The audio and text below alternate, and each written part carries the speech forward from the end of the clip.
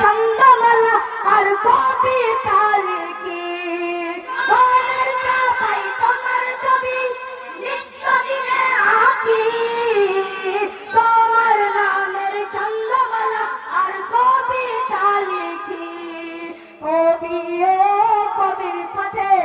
কবি ও কবির সাথে বড়ই সাদের মিতালি ও মদিনার বুলবুলি তোমার নামে